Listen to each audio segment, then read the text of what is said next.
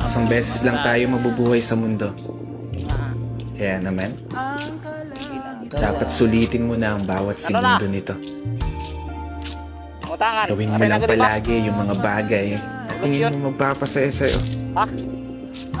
Puntahan yung mga lugar na gusto makita ng mga mata mo. Kasi isang beses lang. Oo, isang beses lang. Tayo may pagkakataon dumaan sa kalsada ng buhay na hindi mo na mababalikan. Dahil habang tumatanda tayo, meron tayong isang bagay na malimit na kakaligtaan. Oh, may gre-reels. Yun ay maglaan ng oras para sa sarili nating kaligayahan. Kapalitan, mahuli na kita. Alas 4 Kasi na. karamihan Alas sa 4 atin, puro Mapuwat pa. trabaho na lamang nasa isip.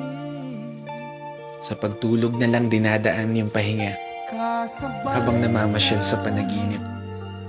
At paggising, trabaho ulit hanggang sa hindi mo na magawang masulit kahit man lang saglit. Kalap na liwat. Yung oras na kay bilis pumipihit. Alimakat.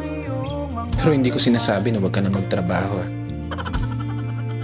Gusto ko lang ipaalala sa'yo.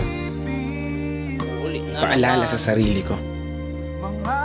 Bro! Pag dumating na yung araw na hindi mo na magagawang iakbang ang mga paa mo, siniguradong isa lang ang bagay na tatakbo sa isip mo. Sana pala ginawa ko na yung mga bagay na gusto ko. Sana pala sinulit ko na yung mga oras na meron ako. Kaya hindi pa huli, may pagkakataon ka pa. Hanggat hindi nagpaparamdam si Lord, wala ka pang dapat ipag-alala. Hanggat hindi ka pa tumatago sa pintuan, wala kang dapat ipangamba. Dahil hanggat humihinga ka, magagawa mo pa. Gawin lahat ng mga bagay na gusto mo. Basta masaya ka. Walang makakapigil sa'yo. Buhay mo yan. Kaya kung umabot ka hanggang dito at patuloy na nakikinig, maraming salamat. Dahil gaya mo, ginagawa ko lang din kung ano yung pangarap ko. Minsan ako masaya.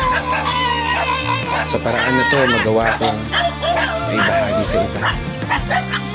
Kaya isang pagpupugay para sa lahat ng mga kapatid ng motorista na patuloy sumasabay sa hamon ng buhay. This is your brother Matt for today's video.